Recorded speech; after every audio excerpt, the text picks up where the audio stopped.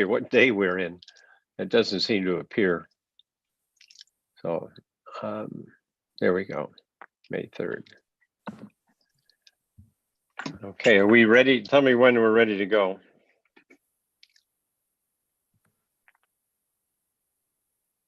Okay, everything is ready to go now. You can go ahead and start the meeting. Okay, thank you. Welcome everyone to this May 3rd meeting of the Livermore Amador Valley Transit Authority Board of Directors meeting. So we're participating with the teleconference Zoom rules. The how to participate is up on the website and in the meeting agenda item. So here we go. Can I have a call to order, please? Can I have a roll call? How about a roll call? Yeah, have a roll call. That you called it to order, yeah. Yeah. Commissioner Vice Chair Brown Brown. is here. Thank you, here. Director Halbert, Here. Director Hernandez, I'm here. Director Josie, Here. Director Kick, Here. Director Narum, Here. Chair Warner. Here. We have a quorum. Okay, great. So I'm going to see if there's any public comment. Do we have any members of the public that wish to comment?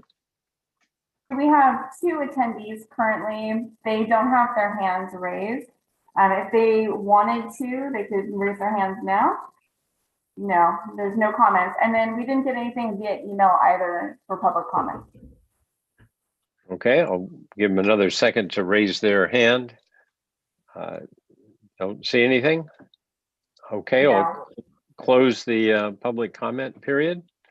And we're on to the consent agenda. Does anyone care to pull any item, or would somebody like to make a motion? I'll move approval of the consent agenda. for May Hernandez 3rd. will second. Okay, can we have a roll call, please? A vote. Vice Chair Brown, Aye. Director Halbert, Aye. Director Hernandez, Aye. Director Josie. Aye. Director Kick. Director Kick. Aye. Director Narum, Aye. Chair Warner. Aye, Passes unanimously. great. I'm going to rearrange the agenda slightly. So item 5, I'm going to put after the executive director's report. So with that, can we go to item 6? Yes, I have that agenda item today, and good afternoon, everybody. Hope you're enjoying some good weather out there. So item 6 is in regard to an active air purification device for the LAFTA buses. And just as a quick background, LAFTA, as you're aware, has been really proactive during the pandemic in regard to what we've done with the buses to make them safe. We've done things from ensuring that every bus before it leaves the yard in the morning has been fogged or disinfected, which is a pretty intensive process. We've ensured that the drivers are disinfecting high-touch areas at the end of each run throughout the day. We pop the hatch on the bus to improve air circulation. We've put hand sanitizer on all of the buses. And of course, we've been insisting on a mask and physical distancing. And then finally, we've upgraded our filters in the buses to a MERV 7, which is basically the highest rating air filter you can put on a bus with the manufacturer's blessing. So as you're aware, research is finding that airborne particles are the primary transmitter of the coronavirus. And so not necessarily touching something, but breathing in the microns, the virus is the primary cause. So the transit agencies across the nation and literally across the world have been working towards how do we purify the air in the buses so that the air is safe. And what they've come out with is air purification systems. As noted in your staff report, we had some requirements that we felt were important on an air purification for the buses. It needed to eliminate the germ responsible with the coronavirus. We wanted it safe for everyone on board the bus. We didn't want any odors or harmful residues to be left from the air purification process, and we needed it to have minimal impact on operations. So we've done our research. We've looked at other agencies who have actually tested these air purification devices. And the one that we found that is the best is this United Safety and Survivability Corporation Active Air Purification System. So in essence, it's a module that goes on the inside of the bus. It draws air through the module and purifies the air as it does so. I've got Tone Tron, your Director of Operations and Innovation. He has been the one researching the product. If you have any questions, I've also got a video that shows, kind of demonstrates how the technology works. But long story short, we would like to recommend that the board install these air purification systems on each of your 65 buses that you have in the fleet. The total cost, including installation, is $206,000. And so we recommend that you authorize the executive director to execute a contract and not to exceed that amount.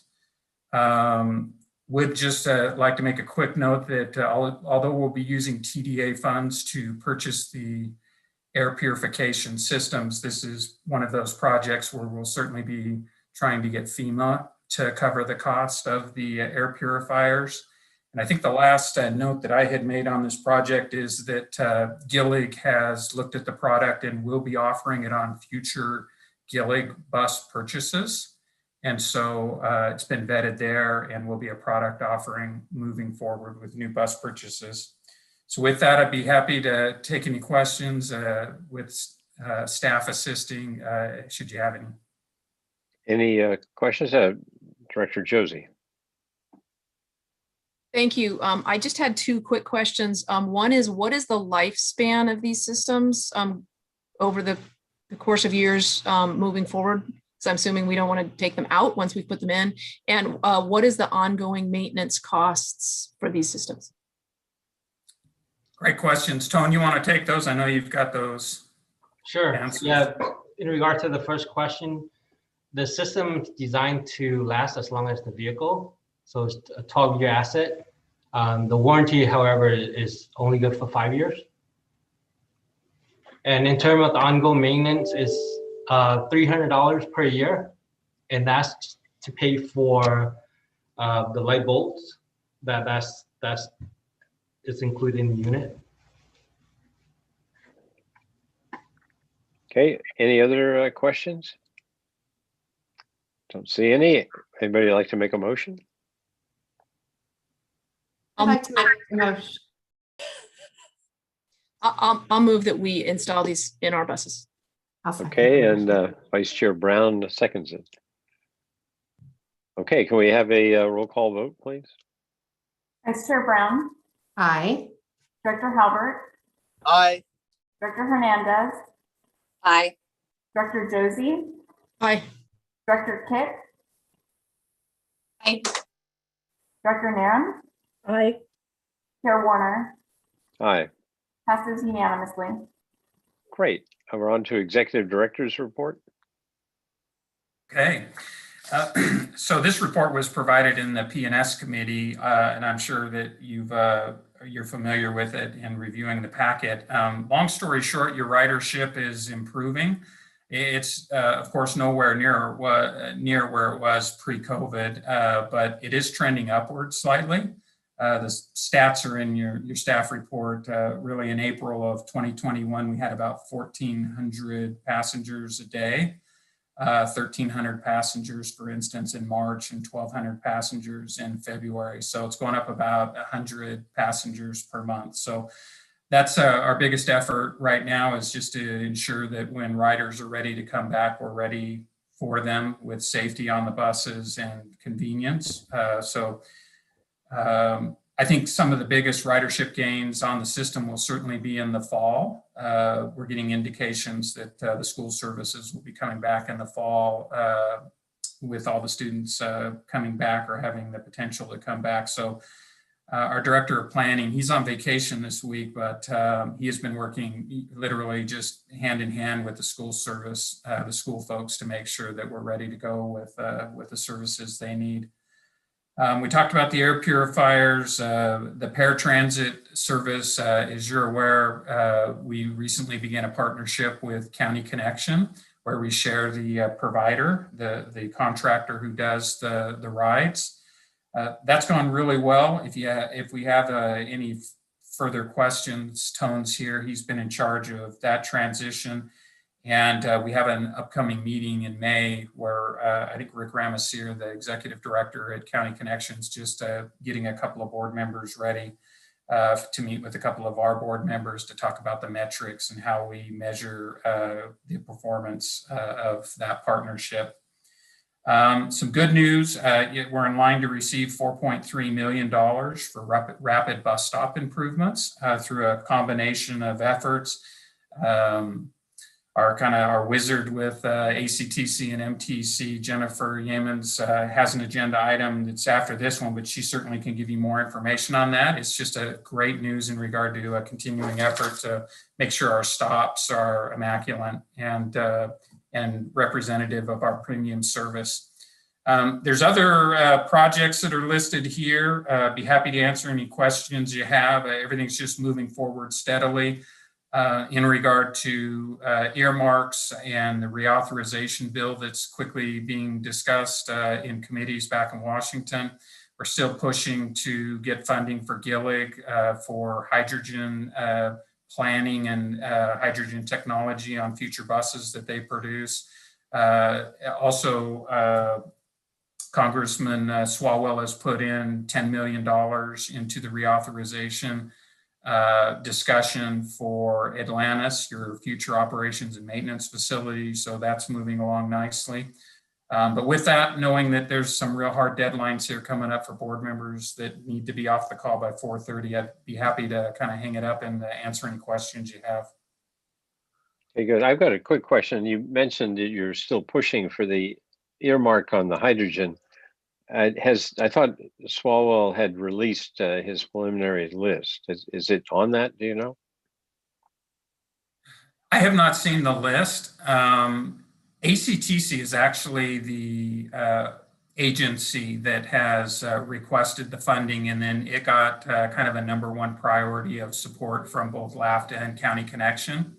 So I'll take a look this evening and get out information that might be available. I had not heard from ACTC whether or not that was. Okay, good. If you could just check and tell us if it's on the list or not, it'd be helpful.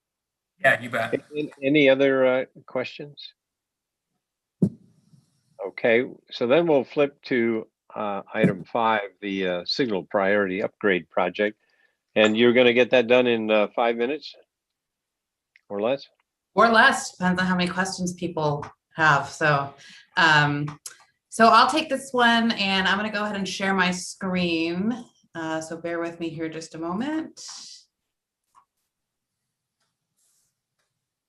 All right, can we see that there?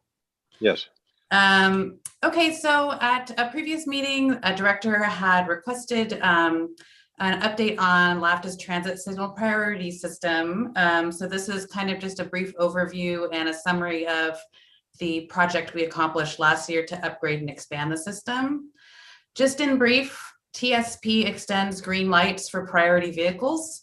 This could be either low or high priority calls. Our vehicles use low priority requests. Emergency vehicles like police and fire trucks can use high priority requests to actually bypass the signal timing altogether. Our low priority requests will just ask for an extended green when we're approaching the intersection so that we don't spend extra time in delay at intersections. And in general, when we can deploy the system, this technology system wide, we increase our operational efficiency, like we save on fuel, and we improve the reliability of our travel times, which is helpful for riders trying to make connections. So just real quick, basically TSP enables vehicles to communicate with intersections. There's equipment on board the buses. There's equipment at the intersection, and then there's communications stuff inside the traffic signal cabinet. This illustration shows both the way that the older infrared system works, which is an optical based system. It works a lot like the remote control to your TV, meaning you got to point it at the thing for it to see it. But sometimes if you point it at it and you don't get the response you're expecting, you're not sure why. We've just upgraded to a GPS-based system, which is a totally different technology that has a lot of benefits, but it generally works the same basic way, which is there's an onboard piece on the vehicle, there's a receiver at the intersection, and then there's what's going on in the traffic signal cabinet that actually controls the traffic signal and grants that extended green. Just real quick, the benefits of the GPS-based technology. This picture actually shows one of the new little antennas that we installed. It will only be on when vehicles are detected in the range of the intersection. So the optical system is always on the lookout for vehicles, but this one only turns on when it senses the vehicle's nearby. The biggest difference with GPS is probably that it can integrate real-time schedule information with the vehicle's location and basically know if the vehicle is running on time or if it's running late.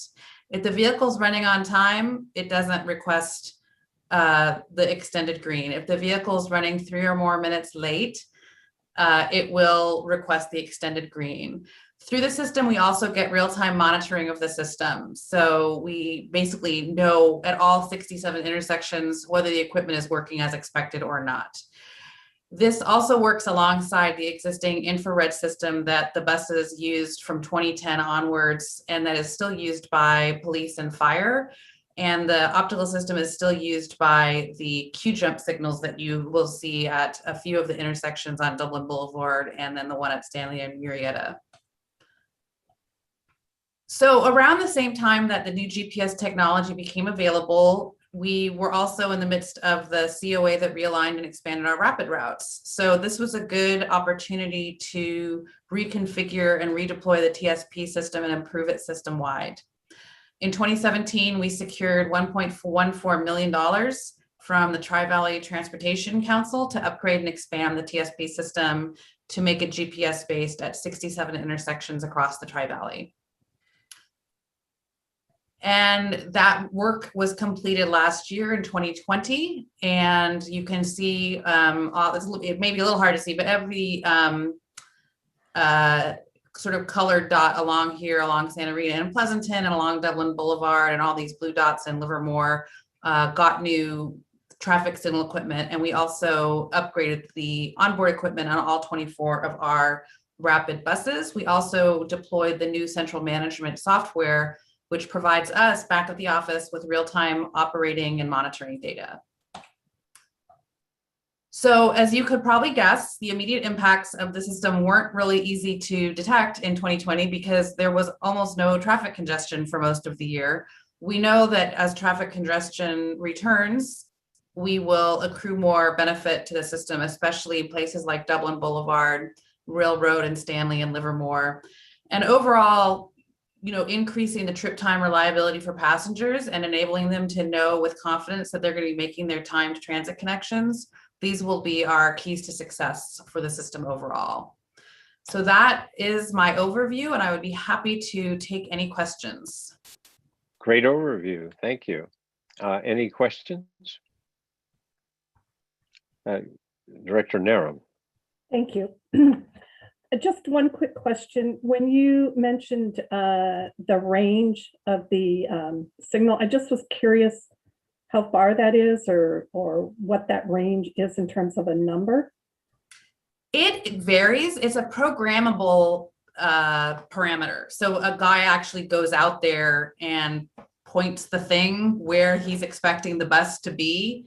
So I don't want to give you a number because, intersection sizes can vary so much, but there's a fair degree of precision to it so that it detects the bus only where it's supposed to be and not other places, if that makes sense.